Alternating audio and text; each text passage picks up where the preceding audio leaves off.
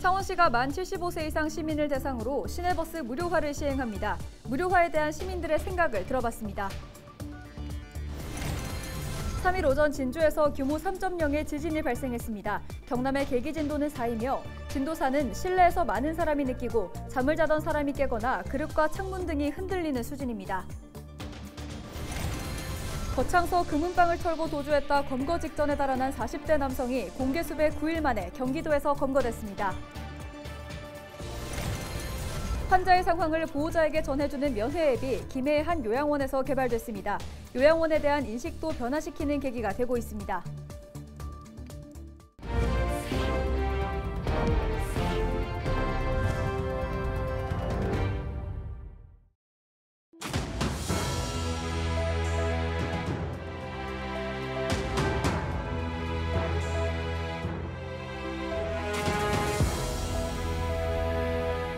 시청자 여러분 안녕하십니까? 헬로TV 경남뉴스입니다. 창원시가 오는 10월부터 만 75세 이상 시민을 대상으로 시내버스 무료화를 시행합니다. 노인들의 이동권 보장 등 교통복지를 실현하고 대중교통 이용률도 높이기 위해서인데요. 시민들의 생각을 들어봤습니다. 여론은 지금 표영민 기자입니다. 창원 시내버스 요금은 현금가 기준 1,500원입니다. 큰 금액은 아니지만 어르신들에게는 큰 부담으로 다가오고 있는데요. 이에 창원시가 만 75살 이상 어르신을 대상으로 무료 탑승을 추진하고 있습니다. 직접 버스를 타고 고령층 버스 무료 승차에 대한 시민 생각을 들어봤습니다. 대부분 승객은 75살 이상 버스 무료 승차에 공감한다는 목소리를 냈습니다. 은퇴 이후 소득이 줄어든 노인들을 배려하고 교통비 부담도 덜어준다는 겁니다. 보수를 받기는 갈수록 참 이 사회적 문제도 그렇고 보면은 이게 참 큰 문제라고 생각하기 때문에 노약자들 분을 위해서 뭐 어떤 배려를 한다는 그런 차원인 것 같아서 좋은 것 같습니다. 60세가 넘으면 직장이 없으니까 뭐 65세도 해도 될 것 같아요. 그 정도가 좀 적당하실 것 같으신가요? 네. 70세는 좀 너무 늦고. 고령층의 버스 무료 승차를 바라보는 청년들의 생각도 들어봤습니다. 막대한 예산이 들어가지만 경제 논리 대신 노인 복지 차원에서 무료 승차에 찬성한다는 입장입니다. 75세 이상 노인분들의 버스 이용에 대해서 긍정적으로 생각합니다. 왜냐하면 그분들이 이루어냈던 이제 대한민국에서 그런 복지를 얻을 수 있고 저희 또한 그런 배려를 해드려야 하지 않나 싶습니다. 무료 승차로 노인들의 버스 이용이 늘어 각종 문제가 생길 것이라는 우려 섞인 목소리도 나왔습니다. 네, 어르신분들이 타면 아무래도 요새 당연하듯이 자리 요구하고 이러시는 분도 있으니까 좀 곤란한 면도 있긴 한데 그걸로 인해서 어르신들의 외출이 늘어난다면 좋은 것 같습니다. 75살 이상 버스 요금 무료화를 놓고 시민들의 다양한 생각이 공존하는 상황. 창원시는 시민들의 의견을 반영해 오는 10월 2일 노인의 날로 예정된 시내버스 무료 승차 시행을 차질 없이 진행할 계획입니다. 헬로TV 뉴스 표영민입니다. 3일 오전 11시 26분쯤 진주에서 규모 3.0의 지진이 발생했습니다. 발생 지점은 진주 서북서쪽으로 16km 떨어진 지역으로 발생 깊이는 8km입니다. 경남의 계기 진도는 4, 전남과 전북은 3이며 진도 4는 실내에서 많은 사람이 느끼고 잠을 자던 사람이 깨거나 그릇과 창문 등이 흔들리는 수준입니다. 이번 지진으로 경남 소방본부에는 오전 11시 40분 기준 진주 하동 사천에서 모두 26건의 유감 신고가 접수됐으나 피해 신고는 없습니다. 이 지진은 올해 한반도에서 발생한 지진 중 두 번째로 큰 규모로 올해 우리나라에서는 규모 2.0 이상의 지진이 이번을 포함해 모두 12차례 발생했습니다. 진주에서 발생한 지진으로 인근 지역에 초중고등학교가 있었지만 다행히 큰 피해는 없었습니다. 경상남도 교육청은 인근에 진주 수곡초등학교와 진서중학교, 진서고등학교가 있었지만 학생과 교직원 모두 운동장으로 대피했다면서 시설 피해 현황도 3일 오후 기준 없다고 밝혔습니다. 당시 세 곳의 학교에는 모두 130여 명의 학생과 교직원이 있었던 것으로 확인됐습니다. 거창에서 금은방을 털고 도주했다 검거 직전에 달아난 40대 남성이 공개 수배 9일 만에 경기도에서 검거됐습니다. 경남경찰은 CCTV 등을 통해 김 씨의 은신처를 파악했고 지난 2일 오후 7시 30분쯤 경기도 오산의 한 거리에서 잠복 끝에 붙잡았습니다. 김 씨는 지난 2월 14일 거창의 한 금은방에서 흉기로 주인을 위협하고 진열대에 있던 4천만 원 상당의 귀금속을 빼앗아 달아난 혐의를 받고 있습니다. 경찰은 도난 물품 사용 여부 등 구체적인 범행 경위를 조사 중입니다.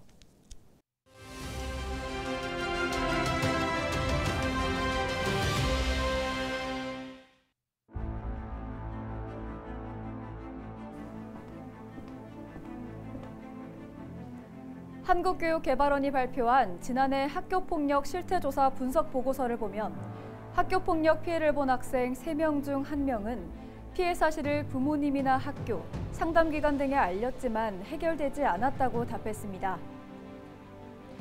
10,000명 이상의 학생은 피해 사실을 알려도 언어폭력 피해에서 벗어나지 못한 셈입니다.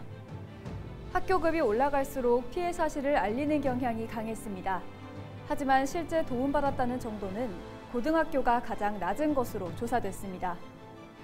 국가수사본부장에 임명됐다 낙마한 정순신 변호사의 아들 학폭 논란을 계기로 정부가 학폭 근절 대책을 수립 중입니다. 피해 신고 후 조치를 실효성 있게 마련해 피해 학생을 제대로 보호해야 한다는 지적이 나옵니다. 학부모들도 학폭 피해 학생들에게 어떤 것이 실질적으로 도움이 되는지 몰라 아이들을 힘들게 하는 경우가 많은데요. 교사와 학부모가 적정하게 대응할 수 있도록 매뉴얼을 구체적으로 제시해 주어야 합니다. 데일리 브리핑이었습니다.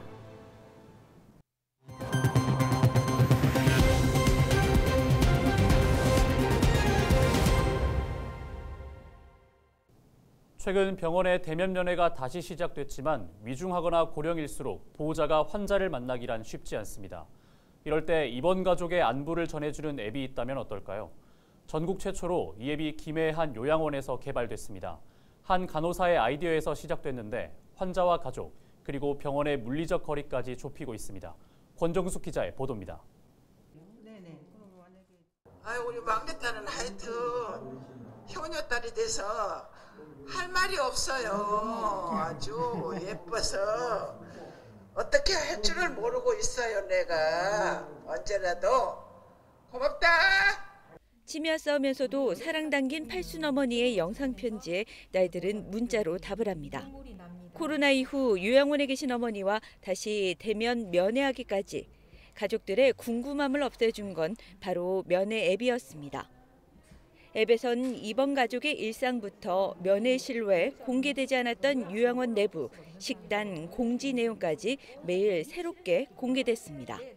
이렇게 보면 표정 같은 게 있잖아요, 그죠? 그 표정 같은 것도 보고 말씀하시는 거 보면 우리가 이제 느낌을 아니까 너무 안심이 되고, 이제 요양원이라 하면은 조금 뭐 부정적인 시선도 또 있을 수도 있잖아요. 그런데 이런 걸 또 보여주고 공개적으로 이렇게 해주시니까 또 망설이던 분들도 이제 친구들도 어머니, 시어머니 오시게 하고 또 친정어머니도 오시게 하고 그랬어요. 입원 환자 보호자를 연결하는 전국 최초의 면회 앱. 이 앱을 개발한 사람은 이 보훈요양원의 간호사입니다. 부정적인 요양원의 인식과 보호자들의 불안감도 해소하기 위해 고심한 결과입니다. 개발업체가 무료로 손을 잡아주며 3개월의 노력 끝에 지난해 6월 공개됐는데 가족들의 반응도 폭발적입니다. 보호자분들은 궁금하기도 하고 그리고 불안하기도 하신 거예요. 그리고 우리 입소 어르신들은 보호자를 자주 못 뵈니 우울감이 계속 보이는 거를 제가 목격을 했거든요. 이제 동영상을 촬영을 해서 올려주시면 보호자분들이 완전 뭐 감동의 댓글 장난 아니죠. 그러면서 저희가 많은 보람을 느끼고 있습니다. 이러한 노력은 치료에도 이어졌습니다. 고령자와 요양보호사의 이동과 자존감까지 높여주는 이동보조 로봇부터 정밀치료와 관리를 돕는 고도화된 체수분 측정 장비까지 국내 요양시설 최초로 도입되는 계기가 됐습니다. 하루에 정해진 대면 면회 가족은 단 10가족. 간호사는 요양원의 변화가 서로를 신뢰하는 가교가 되길 소망합니다. 이제 공개적으로 이렇게 앱을 통해서 우리 보호자분들과 소통을 하면서 이 밝은 우리 요양시설의 모습을 양지로 끌어낼 수 있는 그런 계기가 될 수가 있고요. 제공되는 서비스에 대해서 더 보호자분들이 이게 신뢰할 수 있는 그런 계기가 됐으면 좋겠습니다. 헬로티비 뉴스 권정수입니다. 봄철 건조한 날씨로 산불 걱정이 늘고 있습니다. 산림청 통계를 보면 최근 5년간 발생한 산불 피해 면적이 그 이전 발생한 5년보다 6배 가까이 늘어난 것으로 나타났습니다. 산불 발생 건수도 크게 늘었는데요. 대책 마련이 시급합니다. 이관성 기자가 살펴봅니다. 지난 2012년부터 2016년까지 5년 동안 전국에서 산불로 타버린 면적은 모두 1,500여 헥타르. 많게는 한 해 500헥타르가 넘는 산지가 불에 탔습니다. 그런데 2017년부터 산불 피해 면적이 크게 늘었습니다. 2017년 한 해 1,500헥타르 가까운 산지가 불에 타더니 2019년과 2020년에는 3,000헥타르 안팎의 산불 피해가 발생했습니다. 최근 5년간 발생한 산불 피해 면적이 그 이전 5년간 발생한 산불 피해 면적의 6배 이르는 겁니다. 같은 시기 발생한 산불도 크게 늘었습니다. 2017년부터 2021년까지 발생한 산불 건수는 2,800여 건, 2012년부터 2016년까지 발생한 이 산불 건수보다 30% 가까이 많습니다. 산불 발생 원인을 볼까요? 지난 10년 동안 발생한 산불 원인 중에는 입산자 실화와 논밭두렁, 또 쓰레기 소각 등 행위가 61%에 이릅니다. 담뱃불과 주택 화재로 인한 산불도 10%에 이르는데요. 산불 대부분 사람들이 조심하지 않아 발생한 것입니다.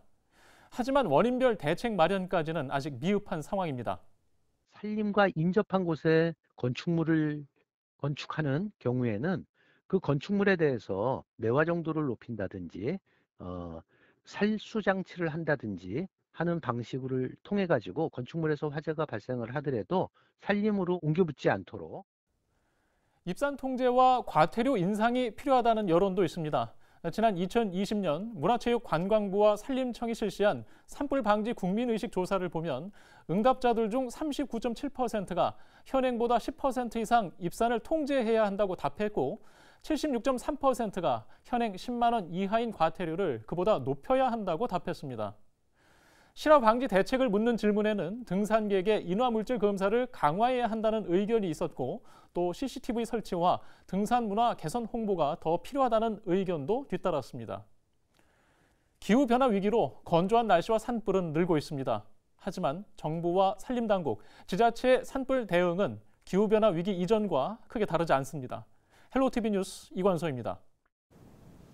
전국 동시조합장 선거를 앞두고 조합원에게 현금을 건넨 입후보 예정자 등 2명이 경찰에 고발됐습니다.